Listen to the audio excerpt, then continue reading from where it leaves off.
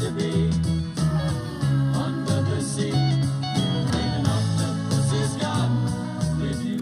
Both beautiful voices, of course. And as you know, this time each morning, well, last week and this week, we've been looking at New South Wales, or particularly shipwrecks. And last week we found out why Marco Bordieri finds them so fascinating, both with the history they impart as you dive down, but also the stories they tell. And so we continue with episode 2, New South Wales wrecks. And look, under the water, there's Steve Coutts. How are you, Steve? I'm going very well, Simon. How are you today? I'm not too bad. We'll get into the water conditions, which I think aren't that good. But how many wrecks are there in New South Wales, roughly? Roughly, about 1,800, and that kind of stretches along the New South Wales coastline, which is what sort of, again, roughly 1,100 kilometres. And they range from way back to more modern. Absolutely, yeah. If you think about the history of Australia, really, so the Elisa was lost in 1797. And then obviously, you know, all the way through then, there's a whole different reason why some of these ships and the evolution of them, really, isn't it? So you've got the old kind of sailing ships back in the 1797 time, and then, you know, as you know, the journeys of shipbuilding's changed to steam-powered ships, you know, then they've sort of started replacing those in the later 1800s. And many were lost because the whole coastline was our trading system.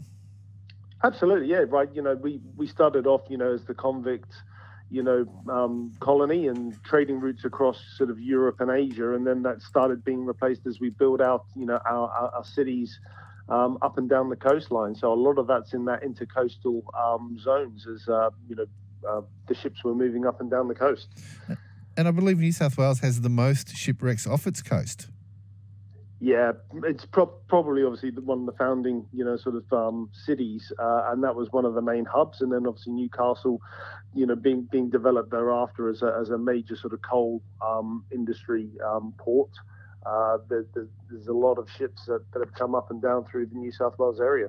So what was this until 1813?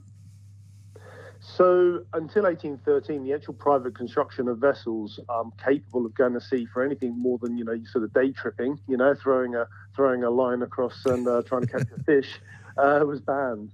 And it's partly, you know, to a regulation designed to prevent the escape of convicts, but also it's you know, managing the flows of commercial trade throughout the regions into India and stuff. So it was all heavily controlled back then. I imagine road and rail changed all that. Yeah, once that started happening in the 1930s, the transport needs changed. You know, the efficiency of road and rail became far more cost effective, but also probably safer in terms of the number of shipwrecks. So they've actually removed a number of those wrecks that could have happened from our coastlines. So how do you find the wreck? A lot of it's done just by, you know, fishermen. You know, they'll go out with nets and throw them in the water, and they'll snag on something, and they'll be finding where all the fish are. And, you know, that's kind of the first, you know, sort of way that people would find them.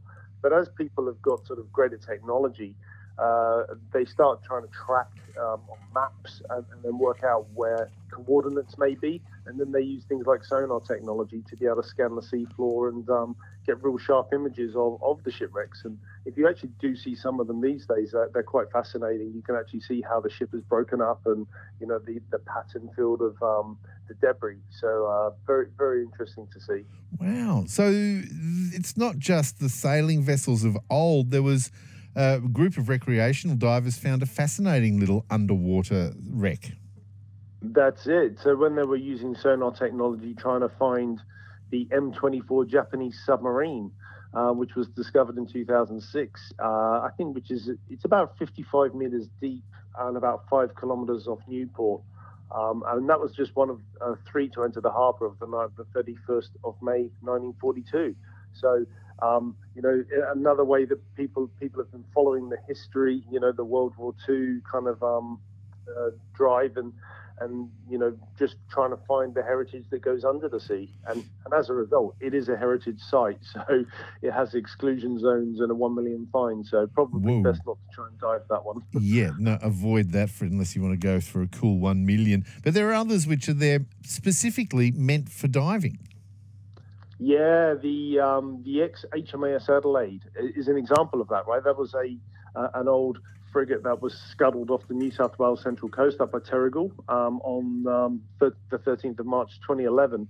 And the purpose was to create an artificial reef. So, we're able to reuse and design these ships, and it's been had sort of sections cut out of it to make it safer for, recreational divers. And there's a lot more life that's growing on there, and a number of fish and sharks and rays are now, inhabiting it and calling it home. Now, I mentioned the water conditions not too good, particularly with that marine warning from the Bureau of Meteorology. So what is it like if we want to go diving today?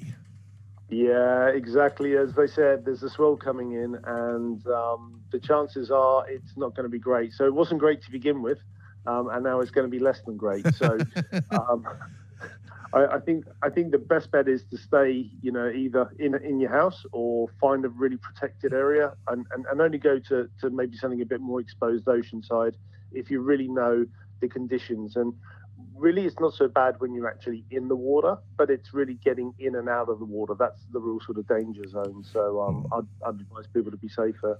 I'd stay at home, go on the Viz or the Sydney Underwater Gazette Facebook page and just have a look at some of the shipwrecks. And Steve, you have a good weekend. You too. Thanks a lot, Simon.